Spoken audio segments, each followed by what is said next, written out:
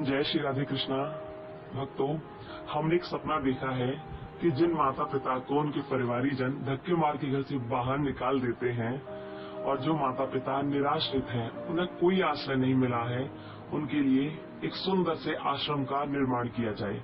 इस आश्रम में जहां एक ओर माताओं के लिए रहने खाने उठने की व्यवस्था होगी, वहीं दूसरी ओर वृद्ध पिताओं के लिए भी सुंदर व्यवस्था की जाएगी, जिसमें वो रह सकेंगे, खा पी सकेंगे और मिलजुल कर अपना परिवार की तरह जीवन यापन कर पाएंगे। उनके रहने खाने उठने व्यवस्था के साथ साथ उनके लिए स्वास्थ्य की व्यवस्था भी की जाएगी, जिसमें वो सुबह उठकर अपना योगा कर सकेंगे और अच्छी तरह से घूम फिर सकेंगे। इसके लिए एक सुंदर से बगीचे का निर्माण किया जाएगा और बगीचे के साथ साथ वहाँ एक सुंदर सा मंदिर भी बनाया जाएगा। ये अपना सपना है कि एक मंदिर भी हो। जब मंदिर होगा तो सब अपना सनातन परंपरा को आगे बढ़ाते हुए सुंदर तरह से अपनी पूजा पाठ भी कर पाएंगे, अपने सात्विक विचार भी रख पाएंगे। और इन सब के अलावा भी देवी जी ने ये सोचा है कि यदि किसी भी कारणवश माता पिता की तबीयत खराब हो जाती है, क्योंकि वृद्धावस्था में अक्सर बीमारियां घेर ही लेती हैं, तो उनकी बीमारियों से लड़ने के लिए डॉक्टरों की आवश्यकता पड़ेगी। इसीलिए उनका ये भी सपना है कि एक आश्रम का निर्माण के साथ साथ वहां पर एक छोटा सा हॉस्पिटल भी बनाया जाए। उस हॉस्पिटल में माता पिताओं की देखरेख भी हो सके। भक्तों, देवी जी ने सपना तो बहुत बड़ा देखा है, हम सबका सपना तो बहुत बड़ा है, लेकिन ये सपना भी पूरा तभी होगा जब भगवान की इच्छा रही और आपका सबका सहयोग मिला। तो जिस भूमि को आप लोग अभी देख रहे हो, ये भूमि अपने ब्रज क्षेत्र में ही देखी गई है। इस भूमि पर आश्रम का निर्माण किए जाने की योजना है, लेकिन अभी तो सही बात यह है कि इस भूमि को भी खरीदा नहीं गया। ये खरीदी तभी जाएगी जब धनराशि होगी। धनराशि के नाम पर अभी हमारे पास शून्य है, जीरो है, लेकिन जीरो से आप लोग कब करोड़ों तक पहुंचाओगे, ये आपके ऊपर डिपेंड करता है। आप देखिए, अब देरी न कीजिए, जल्द से जल्द आगे बढ़िए और आश्रम के निर्माण में अपना सहयोग दीजिए, क्योंकि बिना आपके सहयोग के और भगवान के आशीर्वाद के बिना आश्रम का निर्माण नहीं हो सकता। आपके सहयोग की बहुत अधिक आवश्यकता है। भक्तों, आप जो भी दान करना चाहते हो, आपका 1 रुपया भी हमारे लिए बहुत कीमती है। अब आप देखिए कि आप कितना दान कर पाओगे। आप अपने हैसियत के अनुसार दान करें।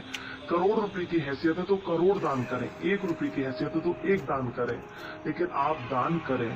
इस कोरोना महामारी में हमारे अपने हमसे बहुत दूर हो रहे हैं। बहुत लोग हमारे अपने हमें बिलखता हुआ छोड़कर जा रहे हैं। कम से कम उन्हीं का ध्यान करते हुए उन्हीं के नाम से आप अपना सहयोग राशि समिति तक पहुंचाएं, हम तक पहुंचाएं, जिससे उनके नाम से यहाँ पर कुछ ना कुछ बन सके, उनके नाम की ईंट पत्थर भी आश्रम में लग सके, भूखंड खरीदा जा सके। हमारी समिति के नंबर, देवी जी के अकाउंट नंबर आप टीवी स्क्रीन पर देख पा रहे होंगे। अब ज्यादा देर मत कीजिए, जल्द से जल्द दान के लिए आगे बढ़िए। आपकी जैसी भी श्रद्धा है, जितनी भी श्रद्धा है, आप दान कर सकते हैं। और जरूरी नहीं कि सिर्फ पैसा ही आप दान करें। आपके पास जो भी चीजें हैं घर बनाने से संबंधित, आप वो भेज सकते हैं, जो भी आपके पास है। ठीक है, अब आप उठिए और दान कीजिए। राधे राधे, जय श्री राधे कृष्णा।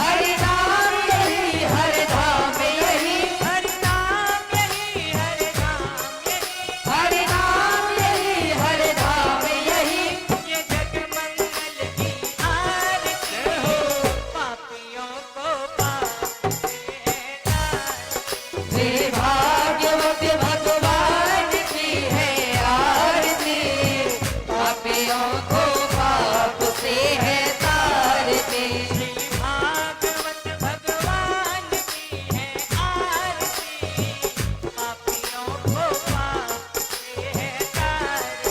श्री भागवत भगवान की है आरती, पापियों को पाप से है तारते।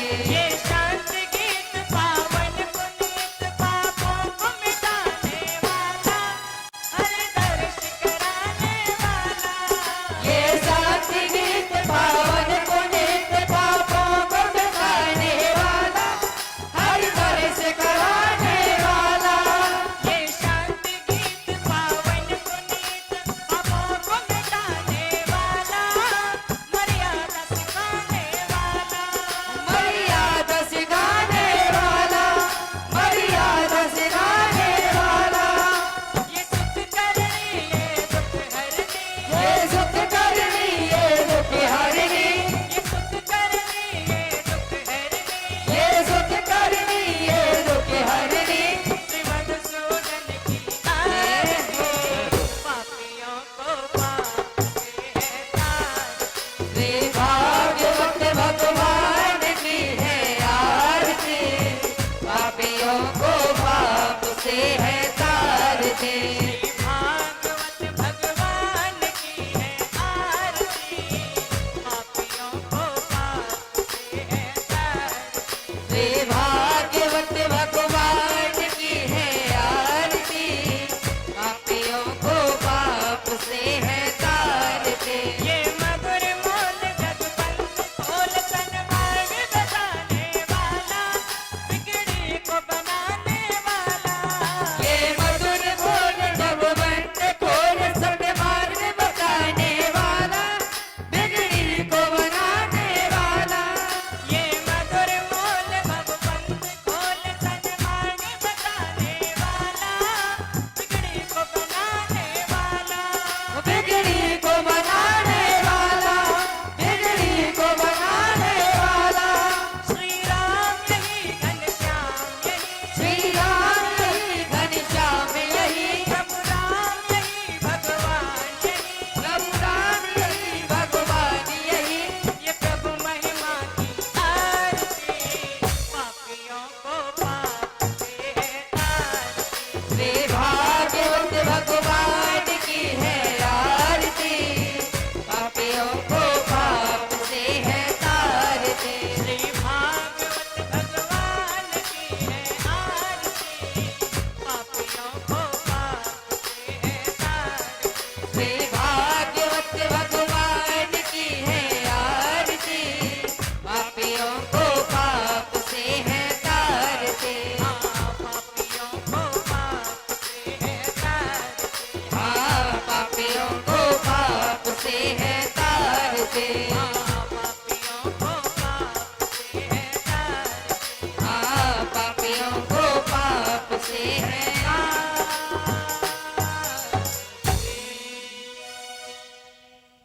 बोलिए भागवत भगवान की जय हो। बोलिए वृंदावन बिहारी लाल की जय हो। बोलिए बाल कृष्ण भगवान की जय हो। हर हर महादेव। नमः माता पार्वती पतये, हर हर महादेव।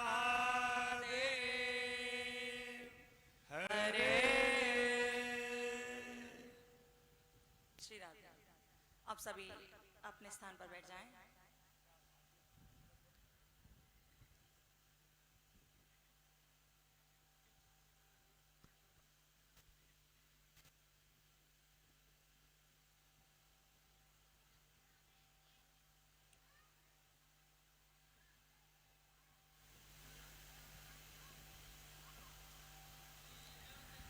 श्री राधे। जय राधे। श्री राधे।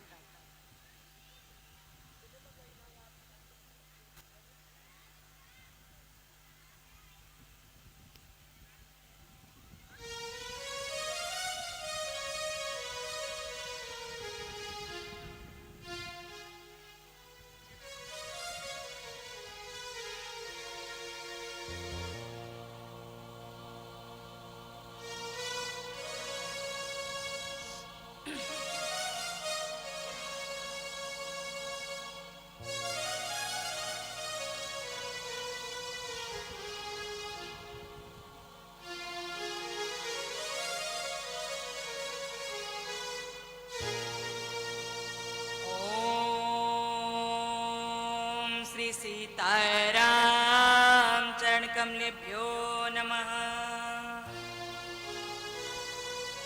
ओम श्री अंजने सुताय चरण कमलेभ्यो नमः।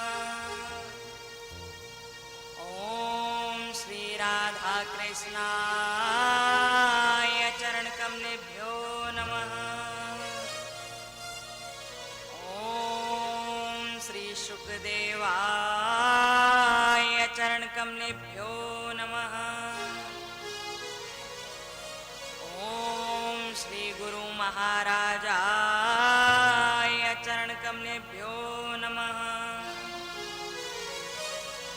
नमो नमस्ते देवेशाय सुरासुरनमस्कृत्याय भूतभव्य महादेवाय हरेत पिंगले लोचना कर्पूर गौरम करुणावतारम संसार सारं भुजगेन्द्रहारं सदा वसन्तं हृदयारविन्दे भवं भवानी सहितं नमामि।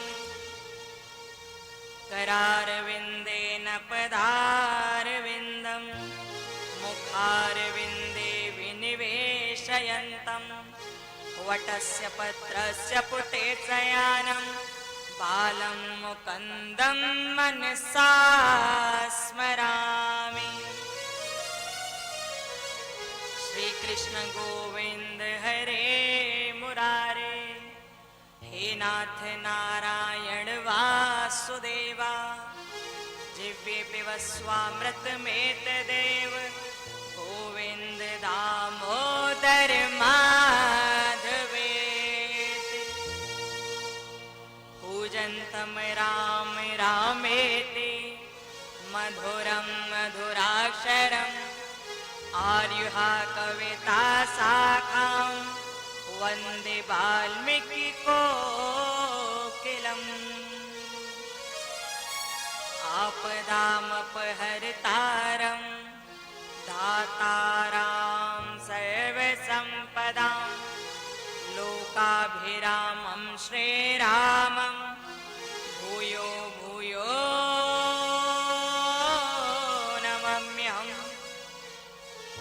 भजनं भवबीजानां अर्जनं सुखसम्पदां तर्जनं यमदूतानां राम रामेति गर्जनम्। रामो राजमणि सदा विजयते, रामं रमेशं भजे, रामेणां विहिता निशाचरचम् रामाय तस्मै नमः। राम नास्ति परायणं परतरं, रामस्य दासोऽस्म्यहं। रामेणां चित्त सदा भवतु मे, भो राम मामुद्धर।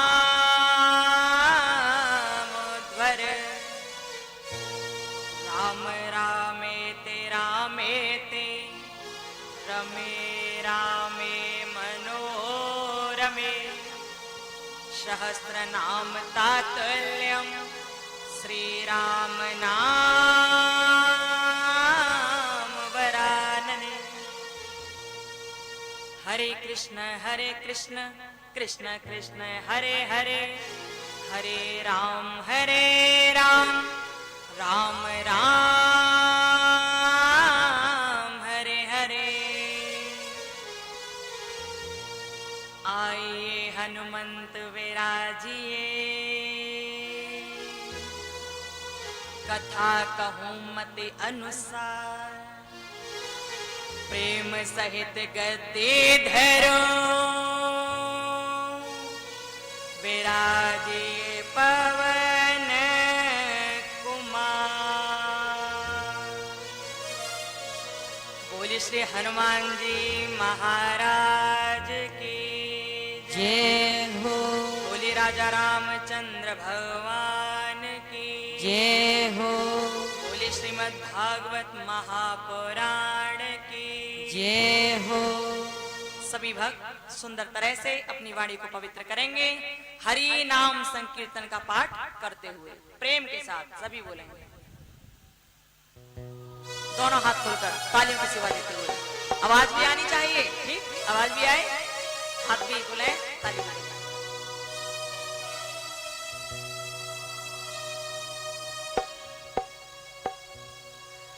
हरे रामा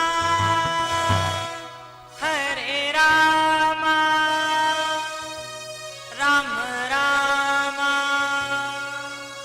हरे हरे।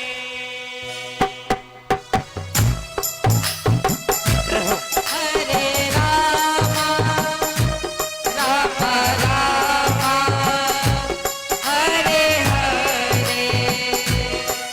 हरे रामा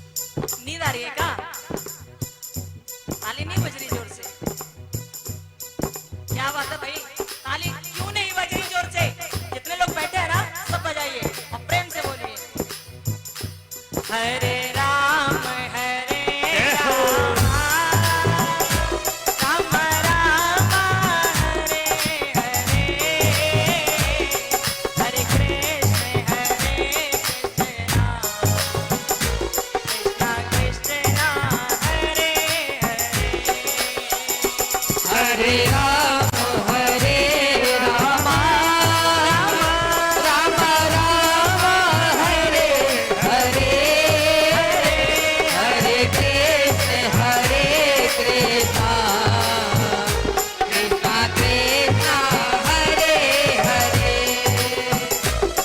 मन हो जा दीवाना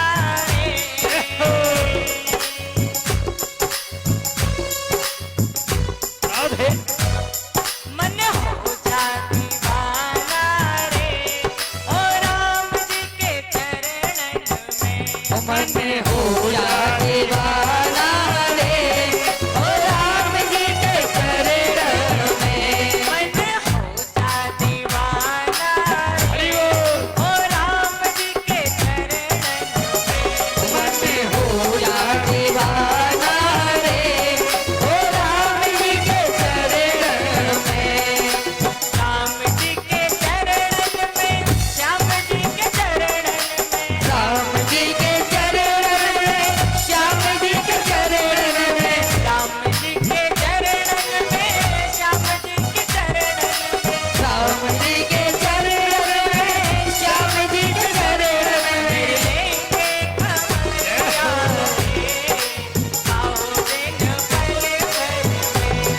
लेंगे खबरिया रे आओ दिन पल भर में मेरी लेके खबरिया रे काऊ दिन पल भर में मेरी लेंगे खबरिया रे आओ दिन पल भर में मेरी लेके खबरिया रे काऊ दिन पल भर में हरे राम हरे राम हरे राम हरे कृष्ण कृष्ण ओ हरे कृष्णा कृष्णा कृष्णा हरे राम हरे राम ओ राम राम हरे हरे राम ओ राम राम हरे हरे हरे कृष्ण ओ श्याम श्याम हरे हरे हरे कृष्णा ओ श्याम श्याम हरे हरे जब हरि नाम संकीर्तन बोला करो तो आपके हर रोम छिद्र से हरि नाम निकलना चाहिए सबके ध्यान रखना ये नहीं है कि हाथ ऐसे करके बैठे हैं कहाँ हो गया है हाथों को ऐसे नहीं बैठना है ये दो हाथ दिए ना भगवान ने ये इनको बजाना है और प्रेम से बोलना भी है ठीक है ऐसे हाथ नहीं रखने हैं सबको बजाने भी है और बोलना भी है सबको हरे राम राम हरे राम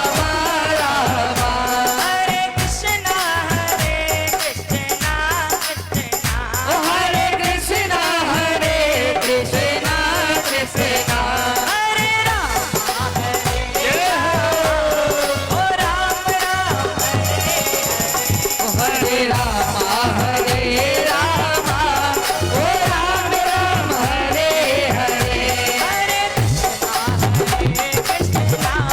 ओ श्याम श्याम हरे हरे ओ हरे कृष्णा ओ श्याम श्याम हरे हरे हरे राम राम राम हरे हरे हरे राम राम राम हरे हरे हरे राम राम राम हरे हरे हरे राम राम राम हरे हरे हरे कृष्ण कृष्ण कृष्ण हरे हरे हरे कृष्णा कृष्णा कृष्णा हरे हरे हरे राम राम राम हरे हरे हरे राम राम राम हरे हरे हरे कृष्ण कृष्ण कृष्ण हरे हरे हरे कृष्णा कृष्णा कृष्णा हरे हरे राम राम जय राजा राम राम राम जय सीता राम ओ राम राम जय राजा राम राम राम जय सीता राम राम राम जय राजा राम राम राम जय सीता राम राम राम जय राजा राम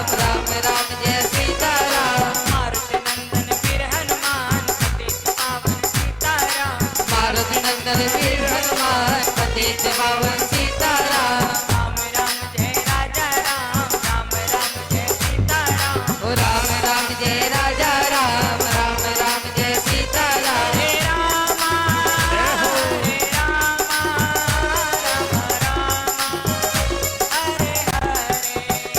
हरे रामा हरे रामा, राम रामा हरे हरे। हरे कृष्णा कृष्णा कृष्णा हरे हरे।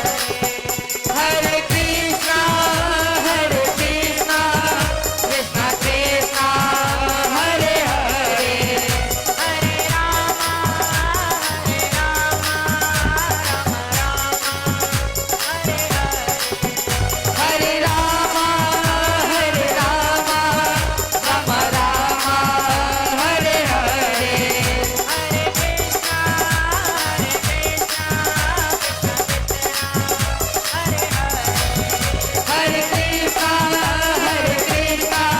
कृष्णा कृष्णा हरे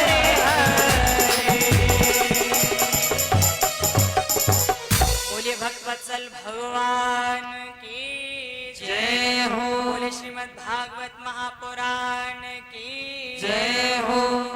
बोलिए भक्तवत्सल भगवान की जय हो। जय जय श्री राधे।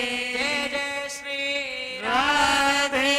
जय जय श्री राधे श्याम। रख लो हाथों को नीचे, अभी को ऊपर तक करोगे तुम। बोलो के बिहारी लाल की जय हो।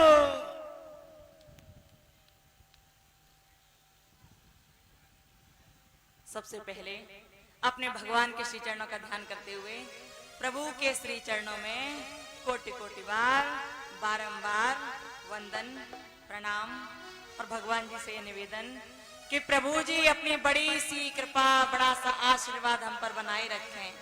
भगवान से बारंबार निवेदन और अपने श्री चरणों में हमें जगह दें। बारंबार निवेदन प्रभु से, भगवान आपकी कृपा सब पर बनी रही तो सब कुछ सुंदर ही होता चल रहेगा। प्रभु से निवेदन कि अपनी बड़ी सी कृपा हम पर बनाए रखें और श्री भागवत जी में वांग में स्वरूप में विद्यमान रहे। बारंबार निवेदन प्रभु से। फिर श्री हनुमान जी महाराज के चरण कमलों का ध्यान करते हुए कोटि कोटि बार वंदन प्रणाम और निवेदन कि शीघ्रता कीजिए, आइए और आकर अपनी चौकी पर विराजमान हो जाइए। श्री हनुमान जी महाराज कृपा करें। फिर श्री गुरु जी महाराज के चरण कमलों का ध्यान करते हुए और संत जनों के चरण कमलों का ध्यान करते हुए बारंबार प्रणाम और निवेदन कि आप अपना प्यारा सा आशीर्वाद हम पर बनाए रखेंगे। गुरु जी भगवान अपने आसन पर मानसिक रूप से विराजमान होंगे और यहाँ जितने भी संत महात्मन मुनि बैठे हुए हैं वे अपने स्थान पर बहुत प्रेम के साथ, उल्लास के साथ बैठेंगे, बहुत सम्मान के साथ बैठेंगे। निवेदन और अपना आशीर्वाद भी हम पर बनाए रखेंगे। जितने भी ब्राह्मण हैं, जितने भी बड़े बुजुर्ग हैं, जितने भी विद्वान हैं, उन सभी के चरणों में प्रणाम। सभी श्रेष्ठ माताओं के श्री चरणों में प्रणाम और आप सबसे भी निवेदन कि आप सब भी अपनी बहुत आशीर्वाद हम पर बनाकर रखेंगे, बहुत प्यार बनाए रखेंगे और कथाओं का रसास्वादन बहुत रसमय ढंग के साथ करते जाएंगे। और जैसा कि रोज कहा जाता है कि हाथों को बांधकर कथा में नहीं बैठना है, आपको निवेदन है, क्योंकि बंधा हुआ आसन दरिद्र आसन होता है और इस दरिद्र आसन में आपको नहीं बैठना है, हाथ खोल कर बैठने हैं आपको। जितने भी लोग कथा का रसास्वादन कर रहे हैं देश विदेश में बैठकर चैनल के माध्यम से, भैया जो भी कोई सुन रहे हैं कथा को, और यहाँ भी जितने भक्त कथा को सुन रहे हैं और जहां तक हमारी आवाज जा रही है, सभी के लिए प्यारा सा नाम, सुंदर सा नाम, कौन सा नाम? राधे राधे। कौन सा नाम? कौन सा? राधे राधे। तो राधे राधे कैसे बोलते हैं? कैसे बोलते हैं राधे राधे? बताओ बोलकर जरा। शाबाश, ये दोनों हाथ ऊपर उठा के बोलो। जय जय श्री राधे राधे। देखो क्या कहा है कि जब भी ऐसे जयकारे लगे राधे राधे हर हर महादेव, आपके हाथ यहां से उठने चाहिए, यहां से हाथ उठाने में कोई कंजूसी नहीं होनी चाहिए, ठीक है। हाथ कहां से उठने हैं, यहां से उठने हैं, एकदम ताड़ासन लगना चाहिए कि हाँ कुछ कर रहे हो। ये नहीं कि बस मौज मस्ती में लौट गए हाथ, नहीं, लगना चाहिए, कुछ प्रेशर पड़ना चाहिए, कुछ लगना चाहिए कि हाँ कुछ कर रहे हो। जब मेहनत करोगे तभी ना भगवान मिलेंगे, भगवान यूं ही थोड़ा ना मिल जाएंगे, मेहनत करनी पड़ेगी, ठीक है। तो एक बार पुनः प्रेम से जय जय श्री राधे राधे श्याम। अच्छा, ये तो बात रही राधे राधे की। सब बहुत प्रेम के साथ हाथ उठाते हैं, और जब हाथ उठाते हो आप कुछ भी बोलते हो ना सच्चे मन से, उसे भगवान सुनते हैं। क्योंकि हाथों को उठाने का मतलब है कि भगवान हम आप पर समर्पित हैं, हमें कुछ नहीं आता, सब करना धरना आपको है। लोग कहते रहते भगवान नहीं मिलते, पूरी जिंदगी हो गई भजन करते हुए, पूरी जिंदगी हो गई भगवान का ध्यान करते हो, भगवान नहीं मिलते। कैसे मिल जाए भगवान? सुमिरन करते रहते हो, भगवान कैसे मिल जाए?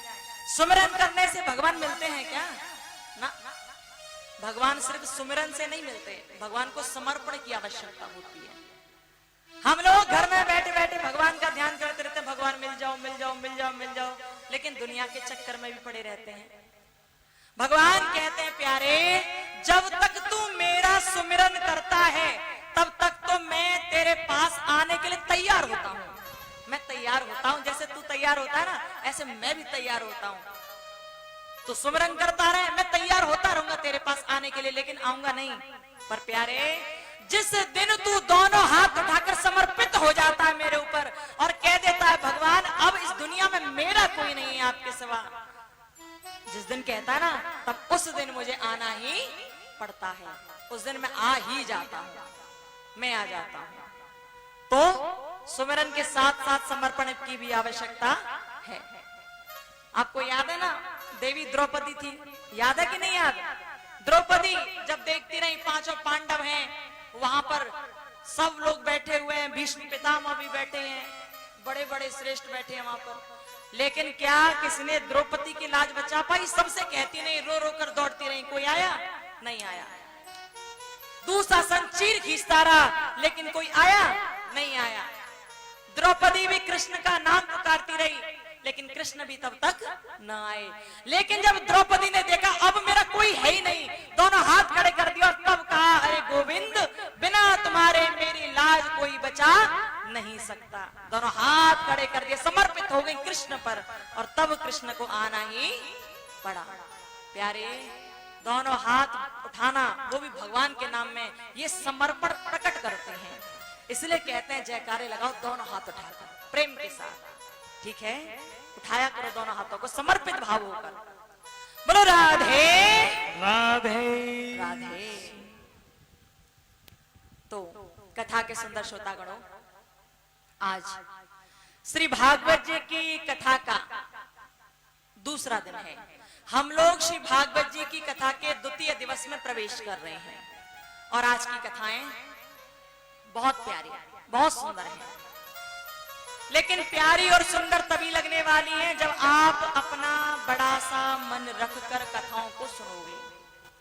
ध्यान से सुनोगे तो ये समझ आएंगी, ध्यान से नहीं सुनोगे तो ये सिर के ऊपर से भाग जाएंगे और ऐसे निकलेंगे कि दोबारा लौट के नहीं आएंगे। इसलिए यहां बैठे हो तो जैसे ही कथा आए तो सीधे आपके दिमाग में घुसी चली जाए, ऐसा कुछ करना। सीधे आपके मन में प्रवेश कर जाए, ऐसा कुछ करना। आपके कान में प्रवेश करना और कान के द्वारा हृदय में पहुंच जाए, ऐसा कुछ करना। इस तरह से कथा को सुनना।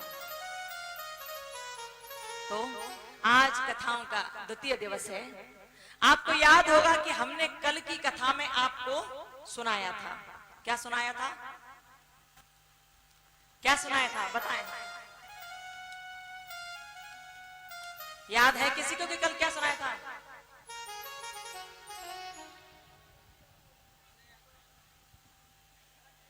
तेज बोलिए। हाँ, अच्छा पीछे वाले बड़े बुजुर्ग बैठे हैं, आप बताएं क्या सुनाया था कल? ये भाई बंधु बैठे हैं, बुजुर्ग बैठे हैं, बताएं क्या सुनाया था कल? बहुत ही बुरी आदत है हमारी, तो हम तो मानते नहीं पूछे बिना। यदि कुछ कह रहे हैं आपसे, सुना रहे हैं, तो हम ये भी तो देखें ना कि आप वास्तव में सुन रहे हैं या नहीं सुन रहे, पता भी तो चलना चाहिए ना कि आपने सुना है या नहीं सुना। तो माता कल क्या बताया था, क्या बताया था? क्या करें, याद ही नहीं रहता। यहां से जाते हैं और घर पहुंचते पहुंचते इतना काम हो जाता है, सारे काम में बिजी हो जाते हैं, फिर याद नहीं रहता कि कल सुनाया क्या था। भूल गई राग रंग, भूल गई छकड़ी, 3 चीज याद रही, नौन तेल लकड़ी, सब निकल लिया ऊपर से। बोलो राधे राधे। चूंकि कल पहला दिन था कथा का और पहले दिन की कथा हुई कल, इसलिए आज हम आपको छोड़ते हैं, ठीक है? आज हम आपसे ज्यादा कुछ नहीं कहने वाले, क्योंकि पहला दिन था भाई, कोई बात नहीं, माफ किया। अब ऐसा ना हो जाए, अब ध्यान से कथा सुनना, एक एक बात ध्यान से सुनना, क्योंकि आज की कथा को हम कल आपसे पूछेंगे, ठीक है? आज जो आप सुन रहे हो ना, उसे हम कल पूछेंगे आपसे। आप सब में से केवल एक माता और एक परीक्षित भगवान, एक परीक्षित महाराज और एक हमारी माता जी, 2 लोग बता पाए केवल। परीक्षित महाराज ने पहले बताया, भाई उनके लिए ताली तो बजा दो, एक अवार्ड मिलना चाहिए कम से कम, उन्होंने बताया तो सही। आप लोग क्या कर रहे थे भाई, कर क्या रहे थे कल बैठे बैठे? ध्यान कहां था आपका? ध्यान पीछे न रखा करो, ध्यान इधर रखा करो। हाँ, इधर ही ध्यान रखा करो, सब बताया करो, जो पूछा जाए झट से खड़े होकर हाँ हमें बताए, बताना चाहिए, बताया करो।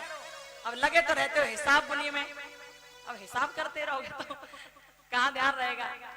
हाँ, याद रखना है, सुना करो ध्यान से, बढ़िया तरह से, और ऐसा सुनना है कि सुनकर सीधे हृदय में पहुंच जाए। और जब कोई पूछे कि क्या बताया था, तुरंत बता दो कि ये था, ऐसा था, ये बताया था। कल हमने आपको देवी भक्ति के बारे में बताया, भक्ति ज्ञान वैराग्य की कथा सुनाई कि किस प्रकार ज्ञान वैराग्य ठीक हो गए श्री भागवत जी की कथा को सुनने से। कल हमने आपको गौकर्ण और धुंधकारी की कथा को सुनाया था कि धुंधकारी जैसा नीच व्यक्ति भी श्री भागवत जी की कथा को सुनने से पवित्र हो गया और पवित्र आत्मा बनकर वो भगवान के विमान में बैठकर प्रभु के धाम में प्रस्थान कर गया। कल हमने आपको बताया था, और आज की कथा उससे आगे की ओर चलेगी। आज बहुत प्यारी कथा, सुंदर कथा जो हमें आपको सुनानी है। सूत जी महाराज सौनिक आदि 88,000 ऋषि गणों को कथा सुनाते जाते हैं, और कथा सुनाते हुए कहते हैं ऋषि गणों, ये श्री भागवत जी की कथा चल रही है। मैंने तुमसे कहा ना कि भागवत ऐसा ग्रंथ है, भागवत की ऐसी कथाएं हैं जिन्हें सुनने से अनेक प्रकार के पापी भीतर गए। कलयुग के मानव का उद्धार करने का एकमात्र साधन श्री भागवत जी है। यदि किसी की आत्मा भटक रही हो, यदि किसी का मन भटक रहा हो और वो मन वचन और कर्म से भगवान की भागवत जी को सुन ले, तो ना तो उसका मन भटकेगा, ना उसकी आत्मा भटकेंगी, वो सीधा परमात्मा के धाम में प्रस्थान करेगा। यदि ध्यान से कथा को सुनता है तो जैसे ही कहा, सौनिक ऋषि प्रसन्न हो गए, हाथ जोड़कर बोले भगवान आगे की कथा को सुनाइए कि ये जो भागवत जी की कथा है ये किसने सुनी और किसको सुनाई, इसके मुख्य श्रोता और वक्ता कौन रहे, हम जानना चाहते हैं। और भागवत जी के महिमा का आप मंडन करते रहें, हमें बहुत उल्लास हो रहा है इस कथा को सुनने में, आप सुनाते जाएं। जब कहा तो सूत जी महाराज तो परम भागवत संत हैं, बहुत श्रेष्ठ संत हैं। सूत जी महाराज कथा को सुनाने लगे, आगे बढ़ाने लगे और कहने लगे सौनिक ऋषियों से, ऋषि गणों, ये जो भागवत जी है ना, साधारण नहीं समझना चाहिए ना। कलयुग के लोग आगे चल के जैसे जैसे कलयुग बढ़ेगा ना, तो कलयुग के लोग श्री भागवत जी की कथाओं में सोचेंगे कि ये झूठी कथाएं हैं, लेकिन उन मूर्खों को पूरी तरह समझ नहीं आएगा कि जिन कथाओं को वो सुन रहे हैं वो वास्तविकता में सत्य कथाएं हैं, उनमें लेश मात्र भी झूठ है ही नहीं। जानते हो भागवत क्या है? सूत जी महाराज कहते हैं, सर्व वेदांत सारम श्री भागवत मिष्यते तद्रसामृतम तस्य नान्यत्र स्याद्रते क्वचित। क्या कहा? सर्व वेदांत सारम है श्री भागवत मिष्यते। भागवत क्या है? सब वेदों का सार है भागवत। तद्रसामृतम तृप्तस्य, इस भागवत के अमृत को जो भी कोई पीकर तृप्त हो गया उसे दुनिया में कहीं भी भटकने की आवश्यकता नहीं होती। वो दुनिया में उसका मन फिर लगता ही नहीं है, उसका मन नहीं लगता। नान्यत्र स्याद्रति क्वचित, उसका मन नहीं लगता फिर कहीं भी। यदि कोई सच्चे मन से भगवान की भागवत में पूरी तरह से रंग जाता है, लग जाता है, तो वो दुनिया के चक्कर में नहीं पड़ता, दुनिया के लिए परेशान नहीं होता। हम लोग कैसे हैं? छोटी सी परेशानी आ जाए रोने लगते हैं, किसी ने कुछ कह दिया आंखों से आंसू निकल आते हैं, थोड़ी सी खुशी मिल गई प्रसन्न हो जाते हैं। प्यारे, ये तो समय है, चलता रहता है। आज आप किस पोजीशन पर हो, कल हो सकता है उस पर ना रहो, और कल हो सकता है आप उससे ऊंची पोजीशन पर पहुंच जाओ। मन में नहीं सोचना चाहिए, सब चलता रहता है, ये दिन भी गुजर जाएंगे। हो सकता है कि भगवान ने आपके लिए कुछ और अच्छा सोच रखा हो। परेशान नहीं होना चाहिए। जो भगवान की भागवत में पूरी तरह लग जाते हैं ना, सोचते हैं, विचारते हैं, ऐसा हुआ क्यों हुआ, अब हो गया सो हो गया, अब क्या करें, सोचते हैं। और जब कोई पूर्णतः बहुत अधिक दुख से दुखी नहीं होता और बहुत सुख से सुखी नहीं होता, वो तो संत बन जाता है, श्रेष्ठ संत बन जाता है। ये भागवत हमें भक्त बनना, ज्ञानी बनना, वैरागी बनना और संत बनना सिखाती है भागवत। इसी वैराग्य की देनी, इसी भक्ति की देनी, इसी ज्ञान की देनी भागवत जी की कथा को हम लोग श्रवण पान कर रहे हैं। प्यारी सी कथा श्री भागवत जी की।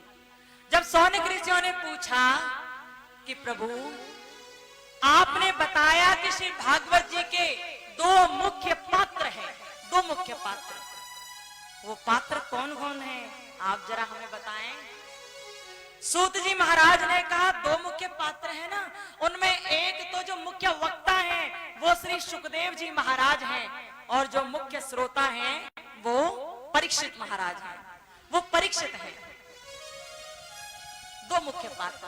अब ये दोनों मुख्य पात्र हुए कैसे, इनके बारे में कैसे बताया जाए। सौनक ऋषियों ने हाथ जोड़े और पुनः कहा भगवान हम जानना चाहते हैं कि सुखदेव कौन थे और कैसे आए, और परीक्षित जी को ही उन्होंने कथा को क्यों सुनाया, क्या कारण बना, आप हमें बताएं। और ये जो भागवत आप सुना रहे हैं ना, इसकी रचना करने की आवश्यकता क्यों पड़ी, क्या कारण हुआ इसके पीछे, आप हमें सुनाएं। जब कहा तो ये सुनकर सूत जी महाराज ने कहा राज ऋषि सुनिए, आप सब ऋषिगण हो, सौनक ऋषियों सुनिए मैं बताता हूँ। एक बार ऐसा हुआ था कि व्यास जी महाराज बैठे हुए थे और बैठे बैठे बड़े चिंतित लग रहे थे, थोड़ी टेंशन में नजर आ रहे थे। और जब चिंतित भाव से व्यास जी महाराज बैठे हुए थे, तभी इतने में ही वहां पर देव ऋषि नारद जी आ गए। देव ऋषि नारद जो तीनों लोकों में भ्रमण करते हैं, वही नारद जी जो आपके यहाँ इस गांव में रहे थे। कहते हैं कि नारद जी के नाम से ही आपके गांव का नाम नेरा पड़ गया, ऐसा ही बताते हैं ना। इसकी बात आपके क्षेत्र की चर्चा बहुत है, पुराणों में भी लिखित है कि नारद जी जहां जहां गए ना, नारद पुराण में ये सारी बातें कहाँ कहाँ गए, किस किस स्थान पर गए, क्या क्या किया, यहाँ बैठकर भी ध्यान किया भगवान का, यहाँ बैठकर भी कंदराओं में वो रहे। जो नारद 2 घड़ी के लिए एक जगह नहीं ठहरते, वो जब भगवान के ध्यान में लग जाएं तो अनेकों साल बिता देते हैं, वो नारद। ऐसे श्री नारद जी भगवान आपके इस क्षेत्र में आए, और जब वो आए तो आपके इस क्षेत्र को भी उन्होंने पवित्र कर दिया। बोलो नारद जी भगवान की जय हो। नारद जी श्री हरि भगवान विष्णु के बहुत प्रिय भक्त हैं, प्रिय भक्त देव ऋषि नारद। सौनक ऋषियों से सूत जी महाराज ने कहा, जब व्यास जी महाराज अपनी कुटिया में बैठे थे शांत भाव से, चुप बैठे थे, बड़ी परेशानी लग रही थी उन्हें देखकर, वो बड़े दुखी से बैठे थे, तभी वहां पर देव ऋषि नारद जी आ गए, नारायण नारायण कहते हुए। नारद जी तो नारायण का ही गुणगान करते हैं ना, वही तो बोलते रहते हैं, श्रीमन नारायण नारायण नारायण, श्रीमन नारायण नारायण नारायण, श्रीमन नारायण नारायण नारायण, श्रीमन नारायण नारायण नारायण, भजमन नारायण नारायण नारायण, भजमन नारायण नारायण नारायण, नारायण नारायण नारायण, नारायण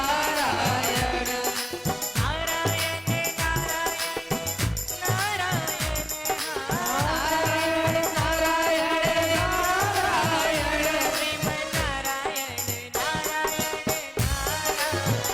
श्रीमन नारायण नारायण नारायण, श्रीमन नारायण नारायण नारायण, भजमन नारायण नारायण नारायण, भजमन नारायण नारायण नारायण, श्रीमन नारायण नारायण नारायण, श्रीमन नारायण नारायण नारायण। भगवान के भजन कीर्तन में ताली बजाते रहा करो।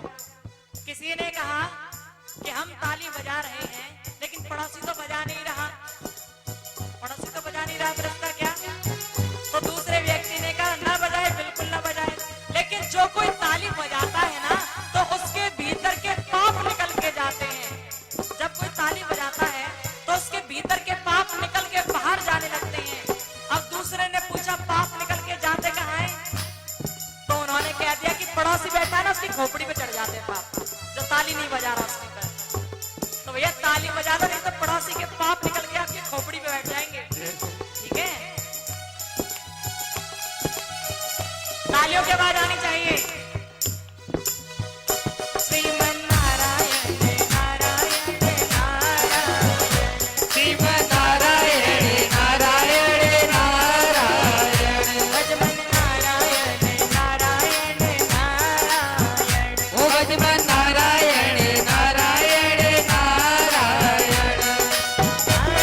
नारायण नारायण नारायण, नारायण नारायण नारायण, श्रीमन नारायण नारायण नारायण, श्रीमन नारायण नारायण नारायण, भजमन नारायण नारायण नारायण, भजमन नारायण नारायण नारायण। बोलो नारद जी भगवान की। आगे वो नारायण नारायण कहते हुए भगवान के इतने श्रेष्ठ भक्त 24 घंटे नारायण का नाम लेते रहते हैं। देवर्षि नारद जी आए, आकर देखा उन्होंने कि व्यास जी महाराज बहुत शांत अवस्था में बैठे हैं। पूछने लगे, व्यास जी क्या हो गया, इतने चुप क्यों हैं आप, कोई बात है, कोई परेशानी है, बताएं। व्यास जी महाराज ने कहा, क्या बताऊं देवर्षि नारद, बड़ा परेशान हूं। मैंने अनेकों प्रकार के वेद पुराणों की रचना कर ली, मैंने अनेक पुराण रच दिए, शास्त्र रच दिए, लेकिन मेरा मन अभी प्रसन्न नहीं है। मुझे प्रतीत होता है कि कुछ कमी है, अभी कुछ कमी रह गई है, अभी मुझे ऐसा लगता है। क्या करूं समझ नहीं आता। नारद जी मुस्कुराकर कहने लगे, व्यास जी महाराज कमी तो है अभी, क्योंकि आपने अनेक प्रकार के वेद पुराण तो रच दिए, पुराण तो रच दिए, लेकिन कोई भी पुराण ऐसा नहीं रचा जिसमें हर प्रश्न का उत्तर मिल जाए। ऐसा कोई पुराण आपने बनाया नहीं है, इसलिए ऐसा कुछ बनाओ जिसमें हर प्रश्न का उत्तर मिल जाए। अरे व्यास जी महाराज, एक बात बताओ, कोई कितना भी बढ़िया भोजन क्यों ना बना ले, कितना ही बढ़िया भोजन बना लो, कितनी भी बढ़िया सब्जी बना लो, यदि उसमें राम रस न हो, राम रस बोले तो नमक, सब्जी कितनी बढ़िया बनाना, कितनी भी अच्छी, खूब तेल डालना, खूब जीरा डालना, हरी मिर्च और पता नहीं क्या क्या सब डालना, लेकिन उसमें नमक न हो तो क्या वो सब्जी स्वाद देगी, अच्छी लगेगी? नहीं लगेगी ना। नमक को राम रस बोलते हैं। यदि राम रस ही उसमें ना हो तो क्या वो अच्छी लगेगी? नहीं लगेगी। इसलिए ऐसा बनाओ, ऐसा कुछ रचो जिसमें पूर्णतः पूरी तरह से हर प्रश्न और उत्तर सम्मिलित हो, ऐसा कुछ बना दो। और जब कहा तो ये सुनकर व्यास जी महाराज बोले, क्या बनाऊं, क्या बनाऊं, क्या बनाऊं? देवर्षि नारद जी कहने लगे, आप तो संत हैं, और संत इतने विद्वान होते हैं कि उन्हें समझाने की आवश्यकता नहीं पड़ती, वो सब जानते हैं, सब जानते हैं। आप एक संत हो, मैं एक संत हूं, जब संत संत मिल जाएं तो एक नव दुनिया का, एक नए संसार का निर्माण कर सकती हैं, एक सुंदर प्रभु द्वारा रचित संसार को बना सकते हैं। कहते हैं कि देवर्षि नारद जी ने अपने पूर्व जन्म की कथा को यहाँ सुनाया और व्यास जी महाराज से संत की महिमा कही, और व्यास जी महाराज से कहा, प्रभु अब आप एक पुराण रच दीजिए जिसमें हर प्रश्न का उत्तर मिल जाए। व्यास जी महाराज समझ गए कि हाँ, मुझे क्या करना है। देवर्षि नारद जी वहां से जाने लगे। व्यास जी महाराज अपनी कुटिया में बैठे थे, तभी सोचा कि जरा बाहर निकल कर देख कर आऊं, यदि प्रभु की प्रेरणा हुई तो जरूर कुछ ना कुछ नया रचा जाएगा।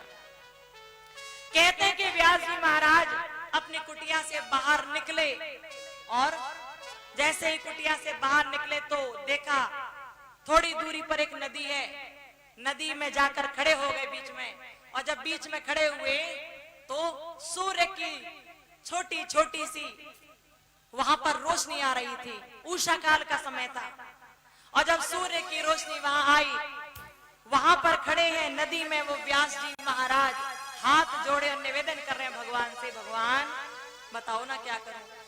सुंदर तरह सूर्य की किरणें पड़ने लगी व्यास जी महाराज के सुंदर शरीर पर, और व्यास जी महाराज के मन में अब बहुत सारी बातें चलने लगी।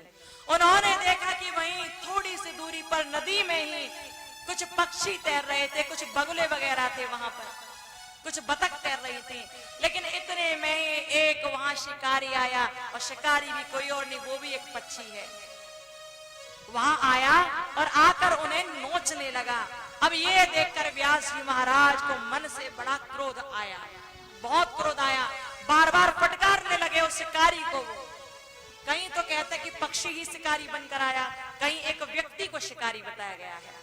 वो उन्हें पकड़ने लगा, व्यास जी महाराज को ये अच्छा नहीं लगा। अब व्यास जी महाराज ने अनेक प्रकार के वचन कहना शुरू कर दिया। व्यास जी महाराज के जो मुख से निकल रहे थे ना, वो श्लोक निकल रहे थे, और ऐसे श्लोक जिनमें बोला गया था कि अरे दुष्ट, तू इन्हें न चाहते हुए भी पकड़ रहा है, तो देख तेरा काल बनकर भगवान स्वयं आएंगे, तेरा काल बनकर भगवान कुछ न कुछ लीला रचाएंगे। अनेक प्रकार की बातें व्यास जी महाराज खड़े खड़े कहने लगे वहां पर। और जब वो श्लोक इतने अधिक बढ़ गए तो व्यास जी महाराज को थोड़ी देर बाद समझ आया, अरे मैंने तो बहुत सारे श्लोक बोल दिए, जिन बातों को मैं जानता तक नहीं था, मैं वो बातें आज बोल गया। व्यास जी महाराज को ये बात समझ आई। तभी उन्होंने देखा कि वो पक्षी जो तैर रहे थे, न तो वहां कोई पक्षी रहा, और जो शिकारी आया था वो भी शिकारी नजर नहीं आया था। आकाशवाणी में कहा गया, व्यास जी ये तो केवल एक नाटक रचाया गया था, ताकि आपके हृदय के भीतर से श्लोक निकले और वही श्लोक एक भागवत का स्वरूप ले ले, इसलिए ये नाटक रचाया गया था, ये कहा गया। और जब कहा गया तो ये सुनकर व्यास जी महाराज बहुत प्रसन्न हुए। बहुत प्रसन्न हुए। अब हुआ क्या? हुआ ऐसा कि व्यास जी महाराज ने उन्हीं श्लोकों को लिया और श्लोकों को लेकर मन में धारण करके विचार करने लगे कि मुझे इन्हीं श्लोकों को लेकर और अधिक श्लोकों को सम्मिलित करना चाहिए और श्री भागवत जी की रचना कर देनी चाहिए। व्यास जी महाराज ने भागवत जी की रचना करने का निश्चय कर लिया। भागवत की रचना के लिए श्लोक तैयार हो गए। अब सोचने लगे कि भागवत जी की मैं रचना करूंगा, लिखूंगा तो बहुत समय लगेगा, क्यों ना भागवत लिखने के लिए एक प्रकांड विद्वानी को बुलाया जाए, एक प्रकांड विद्वान को बुलाया जाए और ऐसा हो वो जिसकी बुद्धि बहुत तर्कवाज हो, बहुत सुंदर हो, श्रेष्ठ हो, जो एक एक अक्षर को बहुत प्यार से लिखे, समझ के लिखे, ऐसा बुलाना चाहिए। कहते हैं कि तभी व्यास जी महाराज ने गणेश जी भगवान को बुलाया और गणेश जी भगवान को बुलाकर कहा, प्रभु मैं चाहता हूं कि जो मैं बोल रहा हूं उसे आप अपने सुंदर कर कमलों से लिख दें। मैं चाहता हूं कि आप भागवत को लिख दें, मैं चाहता हूं। ये सुनकर गणेश जी बोले, मैं क्यों लिखूं? तुम्हारा काम तुम करो ना, मैं क्यों करूं? मुझे नहीं करना है। अब ये सुनते ही व्यास जी महाराज बोले, अच्छा कितना अच्छा काम है, अरे उसमें कथाएं हैं भगवान की, लिख दीजिए ना, लिख दीजिए ना। अब गणेश जी भगवान कहने लगे, ठीक है लिख दूंगा, लेकिन मेरी एक शर्त होगी। व्यास जी ने कहा, कैसी शर्त? गणेश जी भगवान मुस्कुराकर सोच रहे थे, उन व्यास जी महाराज की बुद्धि का परिचय लेना चाहते थे वो, कि व्यास जी महाराज कितने बुद्धिमान हैं, क्योंकि भागवत जी की रचना कोई निर्बुद्धि तो कर नहीं पाएगा, जो बहुत बुद्धिमान होगा वही श्री भागवत जी की रचना कर सकता है। गणेश जी ने कहा, मेरी एक शर्त होगी, मैं तभी भागवत जी लिखूंगा। व्यास जी ने कहा, क्या शर्त है? गणेश जी कहने लगे कि जब तुम पहला श्लोक बोलोगे तो मैं लिख दूंगा, लेकिन याद रखना कि श्लोक जैसे ही मैं लिख दूं तो तुरंत दूसरा श्लोक बोल देना। यदि तुमने दूसरा श्लोक बोलने में क्षण भर की भी देरी की तो मैं वहीं तुम्हारी भागवत को छोड़कर चला जाऊंगा, मैं नहीं लिखूंगा, याद रखना। जब कहा तो ये सुनकर व्यास जी महाराज ने कहा, अच्छा ऐसा भी कर सकते हैं आप। व्यास जी महाराज सोचने लगे कि अब क्या करना चाहिए, इतनी जल्दी जल्दी श्लोक कैसे बन के तैयार होंगे। तभी उनके दिमाग में एक बात आई।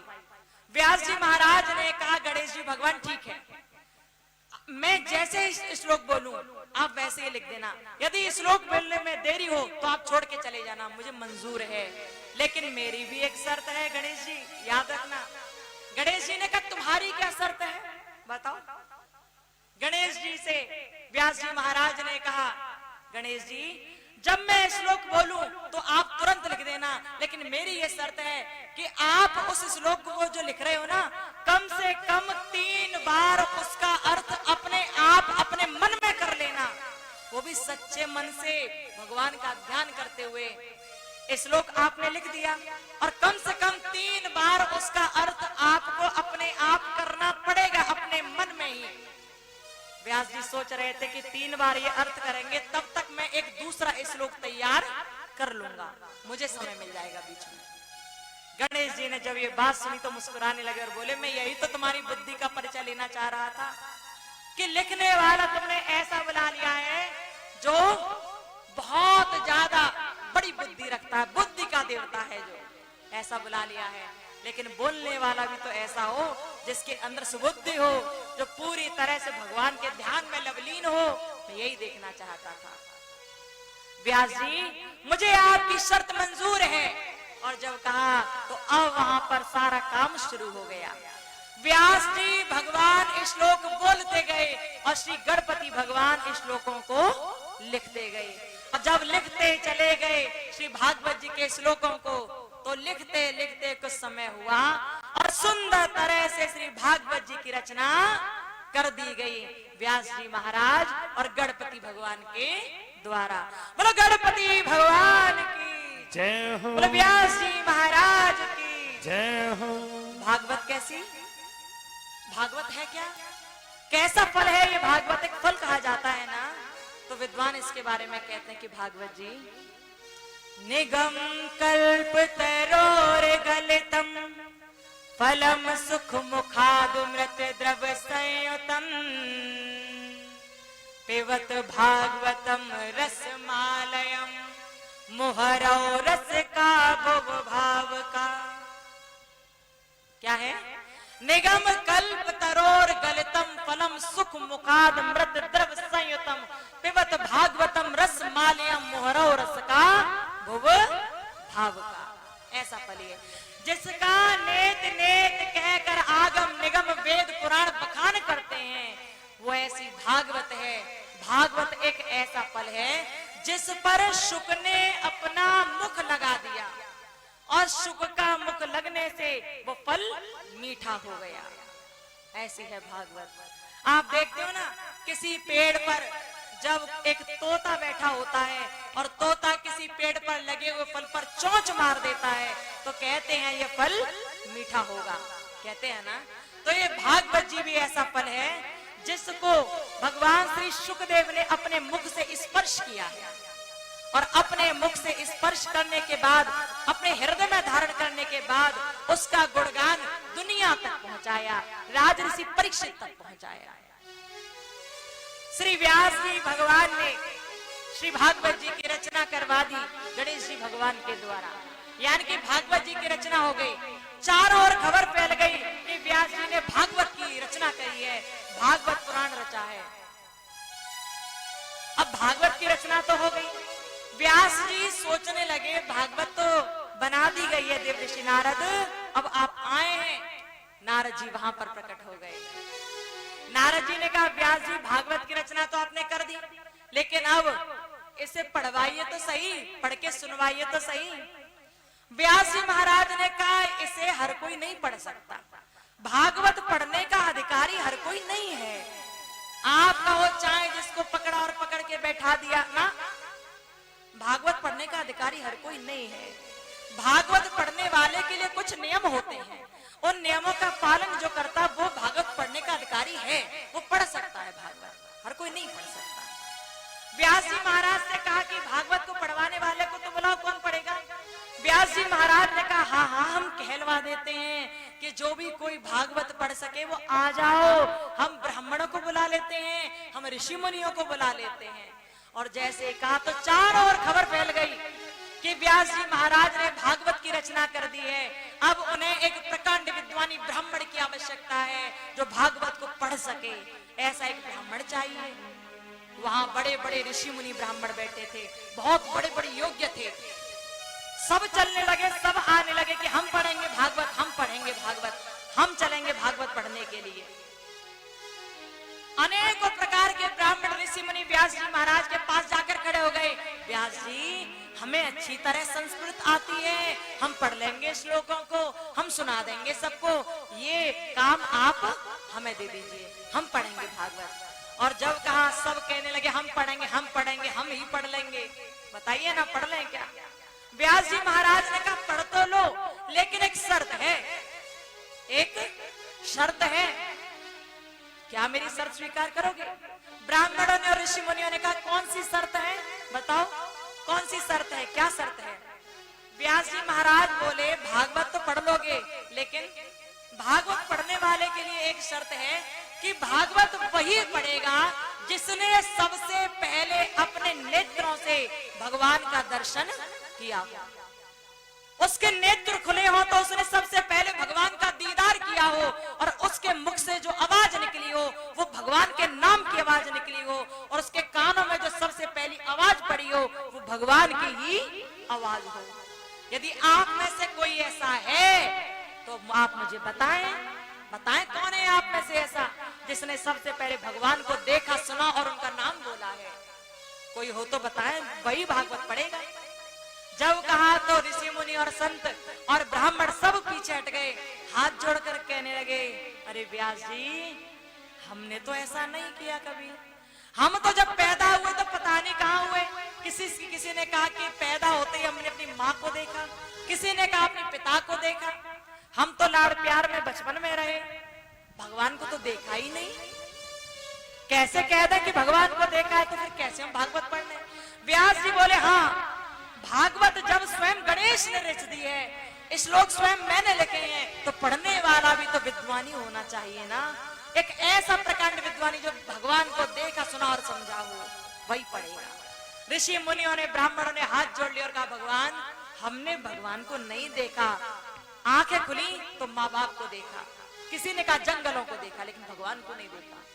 व्यास जी बोले तो भैया आप में से कोई नहीं पढ़ पाएगा। प्यारे सत्य बात है ये कि भागवत पढ़ने वाले के सामने कुछ नियम होते हैं। भागवत पढ़ने वाला कैसा हो जानते हो? आजकल हम लोग चाहे जिसको भागवत पढ़ने के लिए बिठा देते हैं, ऐसा होता है, लेकिन भागवत जी ने कुछ नियम दिए हुए हैं भागवत पढ़ने वाले के सामने। कहते हैं कैसा हो पढ़ने वाला? विरक्तो वैष्णवो विप्रो वेद शास्त्र विशुद्धिकृत। शब्दों पर ध्यान देना जरा। विरक्तो वैष्णवो विप्रो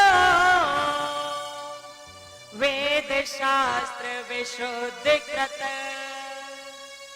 दृष्टांत कुशलो धीरो वक्ता कार्योति निस्पृह। कैसा हो? विरक्तो वैष्णवो विप्रो, एक कथा करने वाला विरक्त होना चाहिए। विरक्त किससे? संसार से विरक्त होना चाहिए। ये मेरा है, ये मेरी चीज है, बस ये मेरा है, इसके बिना मेरा कुछ नहीं, फला ना जाने क्या क्या, मैंने घर बनवाया, मैंने ये कर दिया, मैंने ये गाड़ी खरीद ली, मैंने सब कर दिया। जो लोग केवल इस संसार की माया में आसक्त रहते हैं, जो हर चीज कहते हैं मैंने किया मैंने किया मैंने किया, जो संसार में आसक्त रहते हैं और भगवान से विरक्त रहते हैं, ऐसे लोगों को कथा पढ़ने का अधिकार नहीं है। कथा पढ़ने वाला कैसा हो? विरक्त हो। विरक्त किससे? संसार से।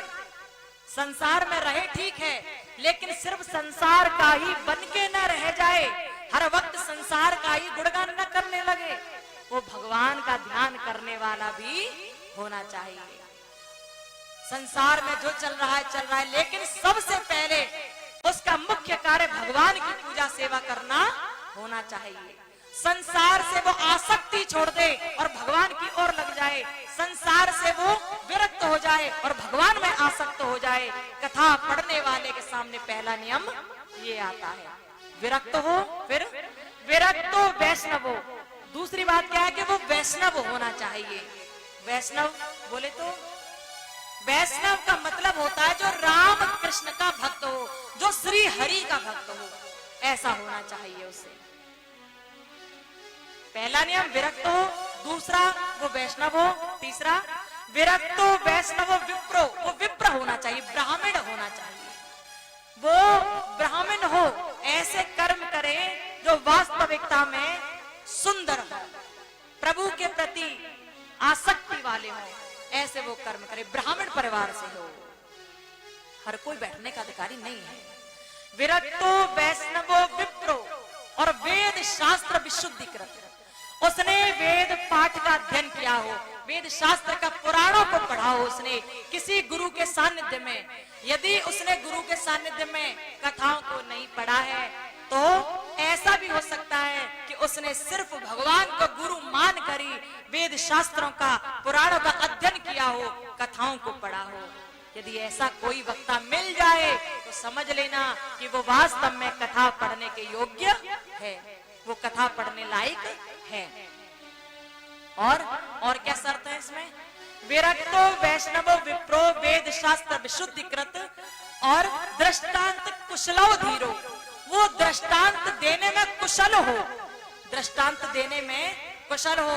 कोई भी कथा चल रही हो, उसके बीच में जब वो दृष्टांत दे तो ऐसा दे कि कथा से संबंधित हो कहीं ना कहीं, और फिर दृष्टांत देने के बाद वो पुनः कथा पर ही पहुंच जाए, ऐसा होना चाहिए। दृष्टांतो कुशलो धीरो, धीर भी होना चाहिए, धैर्यवान भी होना चाहिए, बहुत अधिक परेशान ना हो जाया करे। हम लोग बहुत जल्दी परेशान हो जाते हैं, लेकिन जब एक श्रेष्ठ वक्ता बहुत श्रेष्ठ मार्ग पर चलता है, जो संत हो और भगवंत हो, उसे बहुत जल्दी ही अधीर नहीं होना चाहिए, धैर्य धारण करना चाहिए। और क्या कार्योते निस्पृह, वो बहुत अधिक इकट्ठा ना करे, इधर का लिया उधर का लिया उधर का लिया, इकट्ठा कर लिया और केवल अपने स्वार्थ में ही मर रहा है, वो अपने स्वार्थ के ही लिए जी रहा है, दुनिया का भला नहीं चाहता वो। ऐसा यदि कोई है कि दुनिया का भला ना चाहे, अपना ही भला चाहे, तो वो पढ़ने का अधिकारी नहीं है। पर जो वक्ता सबके भले के लिए बात करता है, सबके हित के लिए बात करता है, वो ब्राह्मण भी है, वो विरक्त भी है, वो विप्र भी है, वो वेद शास्त्रों से विशुद्धिकृत भी है, वो दृष्टांत कुशल भी है, वो धीर भी है। यदि ऐसा कोई मिल जाए तो समझ लेना कि वही कथा पढ़ने के योग्य है। बोलो व्यास जी महाराज की जय हो। तो ये है कथा पढ़ने वाले के लिए नियम। अच्छा, अब एक बात आपके मन की हम कहे देते हैं, कुछ लोगों के मन में आ रही होगी। कुछ लोग कहते हैं, देखिए बहुत कटु बात करेंगे हम, आप लोग सोचना, और जरूरी है सोचना, और सोच भी रहे होंगे दो चार लोग कि इन्होंने बता दिया कि कथा पढ़ने वाले के लक्षण कैसे होने चाहिए, क्या नियम होने चाहिए, कैसा होना चाहिए। लेकिन क्या एक लड़की कथा पढ़ सकती है? ये बात चलती है लोगों के मन में, और शायद यहाँ दो चार लोगों के मन में तुरंत ये बात चली भी होगी कि क्या एक लड़की को कथा पढ़ने का अधिकार है? सोच रहे हो ना कुछ लोग। बहुत बातें आती हैं ऐसी सामने हम लोगों की कि एक स्त्री कथावाचक हो सकती है क्या? जिसको भी इस बात में शंका है कि लड़की कथावाचक हो सकती है या नहीं, किसी को भी दुनिया में किसी को जो भी कथा सुनने कहीं भी चैनल के माध्यम से या आसपास कहीं भी किसी को भी शंका है, तो हम बताते हैं कि लड़की को कथा पढ़ने का पूरा अधिकार है। कौन से वेद पुराण में कहा लिखा है कि लड़की कथा नहीं कर सकती? कौन से वेद पुराण में? किसी में भी एक भी खोल कर दिखा दो, कोई भी चैलेंज है सबके लिए, कोई दिखा दो कहीं भी। केवल एक दैविक आपदा की वजह से, केवल एक परेशानी की वजह से, ऐसी परेशानी जो देवताओं के द्वारा स्त्री जाति को दे दी गई, उसकी वजह से लोग कहते हैं कि स्त्रियां अपवित्र होती हैं और लड़कियों को कथा पढ़ने का अधिकार नहीं होता। देखो ये व्यास मंच है, और व्यास मंच पर ये जो हम बात कह रहे हैं, हमें लगता है कि कहना जरूरी है, क्योंकि कुछ लोगों के मन में बहुत बातें चलती हैं। जब एक कथावाचक के लक्षण बताए जाते हैं तो ये बात कहना भी जरूरी है। सबसे पहली बात कि लड़की को उतना ही अधिकार है कथा करने का जितना एक लड़के को, जितना एक पुरुष को है उतना ही अधिकार एक स्त्री को भी है कथा करने का। बाबा भोलेनाथ माता पार्वती को कथा सुनाते हैं और माता पार्वती भोले को कथा सुनाती हैं। भगवान श्री हरि लक्ष्मी को कथा सुनाते हैं और लक्ष्मी हरि को कथा सुनाती है। देवी भागवत में तो साफ साफ लिखा हुआ है कि माता एक व्यास बनकर बैठी और उन्होंने कथा को सब भक्तों को सुनाया। कोई वेद पुराण ये नहीं कहता कि स्त्री कथावाचक नहीं होनी चाहिए, कोई नहीं कहता, कहीं नहीं कहता। एक बात बताओ, यदि स्त्री कथावाचक नहीं होती तो आगे के जमाने में, यानी कि पहले के जमाने में लोपमुद्रा, गार्गी और भारती जैसी कन्याएं कभी भी याज्ञवल्क्य मुनि से, वेद पाठी ब्राह्मण से अनेक प्रकार की चर्चा परिचर्चा नहीं करती, और याज्ञवल्क्य मुनि एक महीने का समय नहीं मांगते एक उत्तर देने के लिए। बहुत बड़ी समाज जुड़ी हुई थी, वहां पर देवी भारती ने याज्ञवल्क्य मुनि से प्रश्न कर लिया, और जब प्रश्न किया तो याज्ञवल्क्य मुनि ने हाथ जोड़ दिए, देवी आप श्रेष्ठ वक्ता हैं, मैं आपके प्रश्न का उत्तर नहीं दे सकता, मुझे एक महीने का समय चाहिए आपका उत्तर देने के लिए। एक महीने बाद उत्तर देते हैं याज्ञवल्क्य मुनि। पहले के समय में ऐसी बात नहीं थी, वैदिक काल को उठाकर देखो, पहले ऐसी बात नहीं थी कि क्यों पढ़ रहे हैं, क्या कर रहे हैं। पहले पूजा जाता था स्त्रियों को, आज स्त्रियों को गलत निगाहों से देखा जाता है। यदि लड़की कथावाचक नहीं होती पहले के समय में, पहले के समय से अच्छा समय तो ये है नहीं, ये तो पूरी तरह कह लोगे वो वैदिक काल था। वैदिक काल में तो वेदों की रचना हुई, वैदिक काल में तो बड़े बड़े संत भक्त हुए, अनेक प्रकार की लोपमुद्रा, गार्गी, भारती और श्रेष्ठ माताओं ने यज्ञ करवाया, अनेक देवताओं से, बहुत लोगों से करवाया, लेकिन लेकिन लोगों के मन में चलता है कि लड़की कथावाचक नहीं होनी चाहिए। भैया कहाँ लिखा है? एक आध जगह तो लिख कर दिखाओ, एक आध जगह तो दिखाओ, एक आध जगह तो दिखाओ, कहीं नहीं लिखा। देखो अब एक बात और सुनो कि ये जो परेशानी, ये बीमारी है ना, जिसे रजस्वला बोलते हैं, ये देवताओं ने दी। और क्यों दी, इसकी कथा भी आगे भागवत में आएगी, टेंशन मत लेना, सुनाया जाएगा आपको कि ये क्यों आई। लोग कहते हैं कि इस अवस्था में अपवित्र होते हैं, सही बात है, नहीं बैठना चाहिए, कोई नहीं बैठता उस अवस्था में, सब जानते हैं। लेकिन आजकल ऐसी ऐसी चीजें हैं कि सब कुछ ठीक हो सकता है। और दूसरी बात, जब आप लोग उस स्थिति को अपवित्र कहते हो तो आप सोच कर देखो कि वही रक्त जब 9 महीने तक माँ के गर्भ में रहता है, तब जाकर आप जैसा इंसान पैदा होता है। कब? जब वही खून, वही रक्त 9 महीने तक माता के गर्भ में संचित रहता ना, इकट्ठा हो जाता है ना, तब जाकर आप जैसे इंसान पैदा होते हैं। यदि ये रक्त इकट्ठा ना हो तो आप पैदा होने वाले नहीं हो, कभी कोई पैदा नहीं होगा। जो कहता है ना कि स्त्री पवित्र होती है, दिमाग पर जोर दो। एक बात बताओ, जब वही रक्त अपवित्र है तो वो रक्त 9 महीने तक इकट्ठा होने के बाद आप इस दुनिया में आए तो आप कैसे पवित्र हो गए? भैया दुनिया में कौन सा ऐसा जो पवित्र हो? बताओ, कोई है दुनिया में पवित्र? हमें तो नहीं लगता, क्योंकि जब वो रक्त पवित्र हुआ तो उसी से तो तुम बने हो, तुम तो आसमान से गिरे नहीं थे, फिर तो पवित्र हो गए, फिर तो कोई पढ़ने का अधिकारी नहीं। भाई कुछ समय है, कुछ नियम है, सबको अपनाना होता है, सब देखना होता है। लेकिन ये नहीं कि कह दिया कि स्त्री नहीं पढ़ सकती, नहीं भाई, ऐसा नहीं है, ऐसा नहीं है। वेद शास्त्र भी कहते हैं स्त्रियों को पढ़ने का अधिकार है, कोई मना नहीं कर सकता। इस दुनिया में भगवान ने सब बराबर बनाकर भेजे, सब भेजे।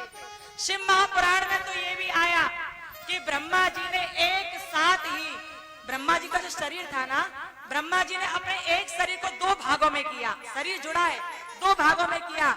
एक भाग से माता शत्रुपा नजर आ रही हैं और दूसरे भाग में स्वयंभू मनु नजर आ रहे हैं।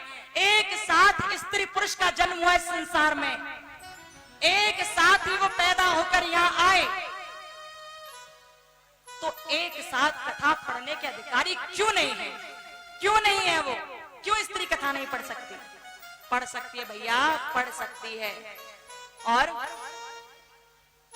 याद रखना इस बात को, जिनके मन में और भी बात चल रही है उसके प्रति टेंशन मत लेना। विद प्रूफ हम आपको बताएंगे कि लड़कियों को कथा पढ़ने का अधिकार है। यदि हाँ, एक बात और, यहाँ पर हम ज्यादा चर्चा नहीं करेंगे क्योंकि ये कथा और बढ़ जाएगी इसी बात में। यदि आपके मन में कोई भी शंका है इस बात को लेकर, किसी के मन में, तो हमारा एक छोटा सा YouTube चैनल है जिसका नाम है साधिका सुमन भारद्वाज जी। ठीक है, आपके पास आजकल तो घर घर में मोबाइल है, तो अपने उस चैनल को खोलना, साधिका सुमन भारद्वाज जी, उस चैनल को खोलना। और जब चैनल खोलोगे ना तो उसकी प्लेलिस्ट मिलेगी आपको। प्लेलिस्ट में जाना, प्लेलिस्ट में जब जाओगे तो दूसरे ही नंबर पे जरूरी बात करके एक लिखा हुआ स्टेटमेंट आएगा। जरूरी बात करके कुछ लिखा हुआ होगा। जरूरी बात को आप जैसे क्लिक करोगे, उसी जरूरी बात में दूसरे नंबर पर एक वीडियो पड़ी हुई है, पूरे 30 मिनट की वीडियो, यानी कि आधे घंटे की वीडियो। ये वीडियो बनाई ही उन लोगों के लिए जो कहते हैं कि लड़की को कथा पढ़ने का अधिकार नहीं है। उसे ध्यान से सुनना। यदि यहाँ कहेंगे तो बहुत लंबा खिंच जाएगा और यहाँ हम आपको प्रमाण भी नहीं दे सकते, लेकिन उसमें सारे प्रमाण हैं। उसमें पढ़ना, उसमें देखना कि क्या लिखा है, क्यों लिखा है और क्यों कहा है। ठीक है, ध्यान से पढ़ना उसे, तब आपको समझ आएगा कि वास्तव में सत्य क्या है, तब आप समझ पाएंगे। स्त्री पुरुष भगवान ने बनाए हैं, सब बराबर होते हैं और सबको बराबर का अधिकार होता है। किस समय कथा करनी चाहिए और किस समय नहीं करनी चाहिए एक स्त्री भली भांति जानती है। इतनी बुद्धि उसके अंदर होती है। जब वो दुनिया का पालन कर सकती है तो क्या वो अपने लिए नियम नहीं बना सकती? तो क्या उसे अपने नियमों की परवाह नहीं हो सकती? सब जानती है वो। समझ जाना इस बात को। तो हमने आपको बताया कि कथावाचक कैसा हो, कथावाचक के लक्षण क्या हैं, कथा पढ़ने वाला कैसा होना चाहिए। ध्यान रखना, जिसको भी शंका है वो आपको अपनी शंका का समाधान उसी वीडियो में कर लेना। प्लेलिस्ट में जाना, जरूरी बातें के नाम से आपको एक लिस्ट मिलेगी, उसमें दूसरे नंबर की वीडियो है। आपको सब समझ आ जाएगा कि क्या है, क्यों और कैसे है। बोलो राधे राधे। कथा के सुंदर श्रोतागणों, व्यास जी महाराज ने बता दिया कि कथावाचक कैसा हो, और जब कहा कि वो भागवत पढ़ने वाला ऐसा होना चाहिए जिसने सबसे पहले भगवान को देखा हो, भगवान के दर्शन किए हो, भगवान को कानों से सुना हो और भगवान को सुंदर तरह से अपने मुख से बोला हो, ऐसा होना चाहिए कथा पढ़ने वाला। जब कहा तो सब ऋषि मुनियों ने, ब्राह्मणों ने झट से हाथ जोड़ लिए, भगवान हम ऐसे नहीं हैं, हम नहीं पढ़ सकते। फिर क्या? व्यास जी ने कहा आप नहीं पढ़ सकते हो। और जब कहा तो ब्राह्मणों ने कहा कि ऐसा तो हमें कोई नजर ही नहीं आता जिसने सबसे पहले भगवान का दर्शन किया हो, भगवान को बोला और भगवान को सुना हो। क्या कोई ऐसा है? व्यास जी महाराज मुस्कुराने लगे और मुस्कुरा कर कहने लगे, हाँ एक है ऐसा, एक है ऐसा। अब सबने पूछ लिया कौन है वो, आप हमें बताएं कौन है वो। जब ये कहा तो व्यास जी महाराज मुस्कुराकर बोले कि वो हैं श्री सुखदेव जी महाराज। बोलिए श्री सुखदेव जी महाराज की जय हो। ये हाथ जो कुछ लोगों के नीचे रह जाते हैं ना, उठा लिया करो इन्हें, फायदे में रहोगे। ठीक है, भगवान के नाम में तो कम से कम हाथ उठा ही लिया करो। बोलो राधे राधे। और जैसे कहा कि सुखदेव जी महाराज हैं ऐसे जो कथा पढ़ने के अधिकारी हैं, जब कहा तो इस बात को सुनकर सब ऋषि मुनि ब्राह्मण कहने लगे कि सुखदेव कौन है, आप उनके बारे में बताएं कि क्या उन्होंने वास्तव में सबसे पहले भगवान को देखा। हम जानना चाहते हैं कैसे देखा, हमें बता दीजिए प्रभु, आप हमें बता दीजिए। व्यास जी ने कहा रुक जाओ जरा, तसल्ली करो, बताते हैं आपको, रुक जाओ। अब ऋषि मुनि ब्राह्मण पीछे पड़ गए और बार बार बोले प्रभु मन में बड़ी इच्छा जागृत हो रही है, आप हमें बता दीजिए कि सुखदेव ने किस प्रकार भगवान को सबसे पहले देखा, हम जानना चाहते हैं। जब पीछे पड़ गए तो व्यास जी महाराज सुंदर तरह से सुखदेव जी भगवान के बारे में बताने लगे। प्यारे भक्तों, सुखदेव जी महाराज एक ऐसे संत, एक ऐसे श्रेष्ठ वक्ता हुए जो स्वयं परमात्मा के अवतारी ही थे। ऐसे वो प्रभु यहाँ आए, और कैसे आए, क्या कारण हुआ इस धरातल पर उनके आने का, बताते हैं कि वो जो सुखदेव है ना, पहले सुख हुआ करते थे, एक तोता थे वो, एक तोता। और वो तोता कहाँ रहते था? एक बार की बात है जब गोलोक धाम में भगवान श्री राधा कृष्ण रहा करते थे। गोलोक धाम में प्रभु श्री कृष्ण और श्री राधा रानी रहते थे। वहां पर उनके बीच में एक तोता था, एक शुक था। वो शुक राधा की खबर कृष्ण को पहुंचाता था और कृष्ण की खबर राधा के पास पहुंचाता था। यानी कि वो एक डाकिया का काम करता था, डाकिया का काम। और जब वो यहाँ की खबर वहां, वहां की खबर वहां पहुंचाता, संदेशा एक दूसरे के पास भेजता था, तो राधा रानी के द्वार पर जाकर राधे राधे करता था। जब राधे राधे बोलता था वो शुक, तभी श्री राधा रानी निकल आई। एक बार ऐसा ही हुआ कि वो शुक पहुंचा कृष्ण के पास, संदेशा ले आया कृष्ण का, और राधा रानी के द्वार पर आकर राधे राधे राधे बोलने लगा। और जैसे ही बोलने लगा तो राधा रानी ने कहा राधे राधे मावदी कृष्णम कृष्णम वद प्रिया। राधे राधे मत बोलो, अरे प्रिय कृष्ण कृष्ण बोलो, क्योंकि कृष्ण ही राधे हैं और राधे ही कृष्ण हैं। मेरे सामने जब आओ कृष्ण बोलो, क्योंकि मुझे प्रतीत होता है कि मैं ही कृष्ण हूं। राधे ने कहा, और जब कहा तो ये सुनकर शुक मुस्कुराने लगा। शुक ने कहा श्री राधा रानी से, श्री राधे आप कृष्णमय हो और कृष्ण राधेमय हैं, आपने इसके बारे में मुझे बताया, आपने मेरा ज्ञान चक्षु खोल दिया। मैं तो अलग अलग समझता था, लेकिन आपने एक में दोनों का दर्शन मुझे करा दिया। राधे, मैं जान गया कि आप दोनों एक ही हैं। जब शुक ने कहा कि आपने मेरा ज्ञान चक्षु खोल दिया, मैं आपको अपने गुरु मानूंगा आज से, तो समय बढ़ता जा रहा था। राधा रानी बड़ी प्रसन्न थी, भगवान कृष्ण भी बड़े प्रसन्न थे। एक बार की बात कि शुक इस धरती पर देख रहा था, जमीन पर झांक कर देख रहा था। शुक ने देखा कि यहाँ पर बहुत लोग इधर उधर चलते रहते हैं, सब आवागमन करते हैं। अब शुक ने जब धरातल पर झांक कर देखा तो देख कर कहा श्री राधा रानी से, गुरु माँ मेरी बात सुनिए, आप मेरी गुरु हैं, मैं आपसे कुछ कहना चाहता हूँ श्री राधे। राधे ने कहा कहो शुका, क्या बात है? शुका ने कहा श्री राधे, मुझे ऐसा लगता है कि जैसे धरातल पर सब लोग रहते हैं ना, एक बार मैं भी वहां जाकर रहूं, मेरा मन करता है कि मैं भी वहां जाऊं, मैं भी वहां रहूं, कुछ समय व्यतीत करूं। श्री राधा रानी ने कहा अरे शुका, धरती पर तो माया है, माया पकड़ लेगी वहां तुम्हें, मत जाना, सही नहीं है। लेकिन शुका कहने लगा नहीं, मेरा बड़ा मन करता है, एक बार जाने दो ना मुझे वहां पर, मुझे जाने दो ना। शुका पीछे पड़ गया। ऐसा ही होता है प्यारो, एक मालिक है और मालिक के पास बहुत सारे सेवक बैठे हुए होते हैं, बहुत सारे सेवक। लेकिन जब वो बहुत सारे सेवक अपनी उस दुनिया में रहते हैं, अपने राजा की मालिक की सेवा करते हैं, तभी उन्हें नजर आता है कि एक दूसरी दुनिया भी है, वहां पर बहुत लोग रह रहे हैं और बड़े खुश हैं, खूब घूम रहे फिर रहे हैं, लेकिन हम तो केवल मालिक की सेवा करने में लगे रहते हैं। तो वो लोग जो मालिक की सेवा कर रहे हैं ना, अपने स्वामी की सेवा कर रहे हैं ना, वो अपने स्वामी से कहते हैं कि प्रभु हमारा भी मन कर रहा है कि जैसे ये लोग घूम रहे हैं ना, ऐसे हम भी जाएं, हम भी वहां पहुंच जाएं, आप हमें भेज दीजिए ना। वो स्वामी बार बार कहते हैं वहां मत जाना, परेशान हो जाओगे, रहने दो रहने दो। लेकिन वो सेवक पीछे पड़ जाते हैं कि आप तो हमें ज्यादा तनख्वाह भी नहीं देते हो, आप तो हमसे केवल सेवा करवाते रहते हो, देखो दूसरे के महल में क्या हो रहा है, वो तो सेवा भी नहीं करवा रहे हैं, और जो सेवक जैसा चाहता वैसा भी कर देता है, चाहे जहां चला जाता है, हमें क्यों नहीं जाने देते आप?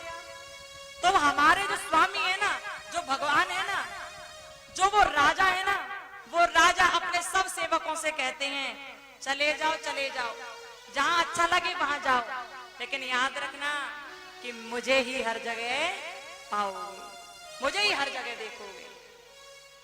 अब क्या होता है, कुछ सेवक चले जाते हैं अपने राजा को छोड़कर दूसरे राजा के पास, दूसरे स्वामी के पास, और जब वहां जाते हैं तो वहां पर क्या होता है, वहां पर बड़ा कष्ट होता है। कभी तो उनका मालिक कुछ कहता है, कभी कहीं भेजता है, कभी कहीं भेजता है, कभी डांटता है, कभी फटकारता है। तो वो लोग, वो सेवक जो अब गए हैं दूसरे राजा के पास, वो सोचते रहते हैं अरे भगवान हम तो गलत आ गए यहाँ, इससे अच्छा तो हमारा राजा ही था जो हमसे कुछ करवाता नहीं था, सेवा ही तो करवाता था, लेकिन उसकी सेवा भी हम अपने मन से करते थे। उन्होंने तो हमें हर प्रकार का ऐश्वर्य धन धान दिया, लेकिन हम लोगों से बर्दाश्त नहीं हुआ। प्यारे, हम लोग ही हैं वो सेवक जो भगवान के पास रहते हैं प्यार से, लेकिन जब इस दुनिया को देखते हैं ना, तो दुनिया को देखकर मन में बहुत बात आती है कि हमें जाना चाहिए, हमें जाना चाहिए दुनिया में। लेकिन जब भगवान हमें दुनिया में भेज देता है तो हम यहाँ आकर रोते हैं, परेशान होते हैं, क्योंकि दुनिया के लोग हमें रोज दुखी करते हैं, रोज परेशान करते हैं। और जब परेशान करते हैं तो अंत में हम सबको एक ही बात याद आती है कि भगवान अब मैं दुनिया से हार गया, अब मुझे कुछ समझ नहीं आ रहा। प्रभु जैसे आपने मुझे भेजा था, मुझे अपने पास पुनः बुला लीजिए। व्यक्ति बस यही बात कहता है भगवान से, भगवान मैं अब परेशान हो गया यहाँ। अच्छा, कौन कौन ऐसे हैं यहाँ पर जो इस दुनिया में रहकर कभी दुखी हुए हैं? आप हो ऐसे? कितने लोग हैं जो इस दुनिया में रहकर परेशान हुए हैं? कितने लोग हैं परेशान हुए हैं? नहीं कभी? हाथ उठा के बताना जरा, सही बता, सही बताना, सही, यहाँ झूठ नहीं चलेगा। कितने लोग ऐसे हैं जो इस दुनिया में रहकर एक ना एक दिन परेशान हुए हैं? बताओ, हाथ उठा के बताओ जरा। हम तो बहुत परेशान हुए हैं, तो हमारे तो भैया दोनों हाथ ऊपर है। और कोई परेशान हुआ है हमारे अलावा यहाँ पर? है कोई? 2 3 4। और आप सब तो भैया सुखी रहे हो, दुनिया में सुखी रहे हो बिल्कुल। अच्छा, इधर भी है एक आध। पीछे वाले भाई बंधु कभी दुखी नहीं हुए दुनिया में? चाहे रोज कलेश करते हो घर पे, अरे आज तने जिक्र दिया, अभी कहते हो ना। माता दुखी नहीं हुई क्या? चाहे रोज झगड़ा होता हो पति से, जिनने बढ़िया ना करो हमारे संग, अरे ऐसा कर दिया, प्यारे, दुनिया में जो आया है ना, उनमें एक भी ऐसा नहीं है जो कभी ना कभी दुखी ना हुआ हो। दुनिया में एक भी ऐसा नहीं है। और जब कोई ऐसा है ही नहीं तो हाथ उठाने में क्या शर्म लग रही थी? क्यों जी, हाथ उठाने में शर्म लग रही है क्या? सत्य बात को स्वीकार करने में पीछे मत हटाकर दोनों हाथ उठाकर बताओ कौन कौन परेशान रहा? शाबाश। शर्म शर्म के शर्म ओढ़ो, ओढ़ते रहो। जय जय श्री राधे। ऐसा होता है, हम लोग कभी कभी हकीकत नहीं स्वीकारते, लेकिन प्यारे भगवान का दरबार ऐसा है जहां हमें वास्तविकता को स्वीकार कर लेना चाहिए। जो सत्य है सो सत्य है। दुनिया में जो आया है ना, कभी ना कभी कहीं ना कहीं दुखी जरूर हुआ है।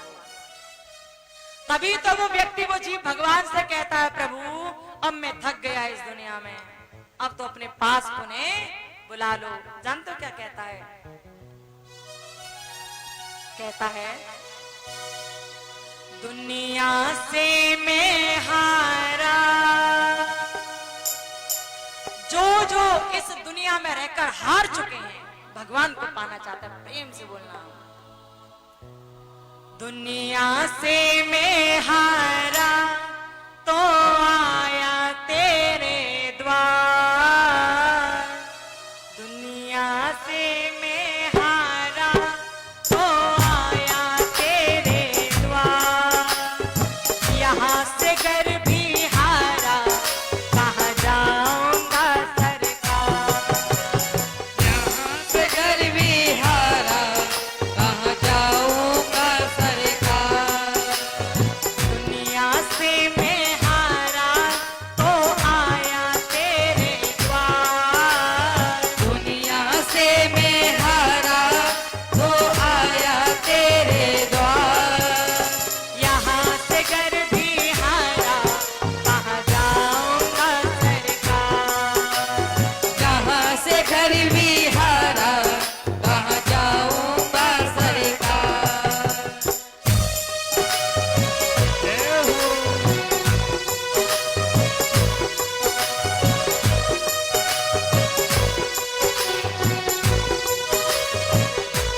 तालियां सबकी बजती रहे प्रेम से।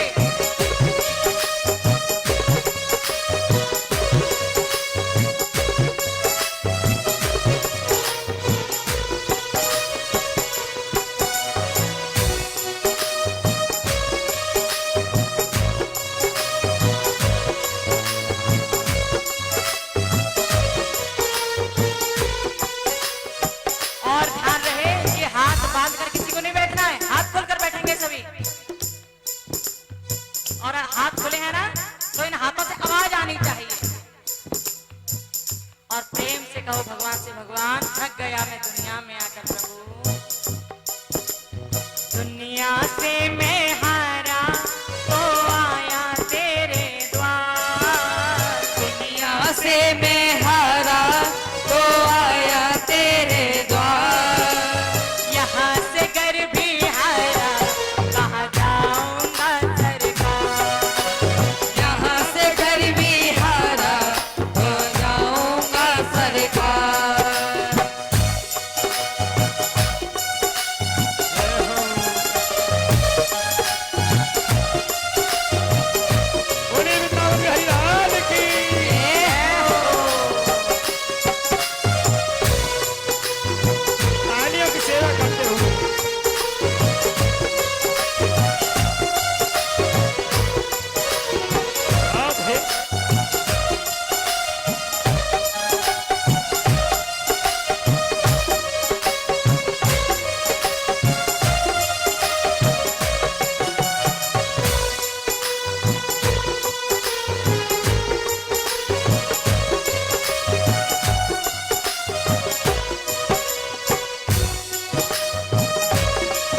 बोलो राधा कृष्ण भगवान की जय हो।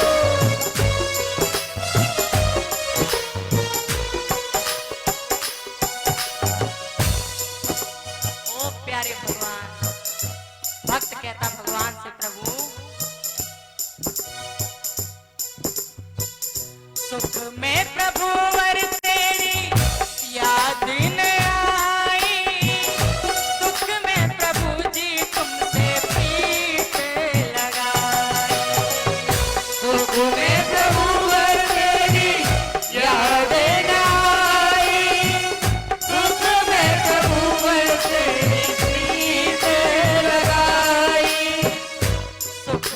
प्रभु जी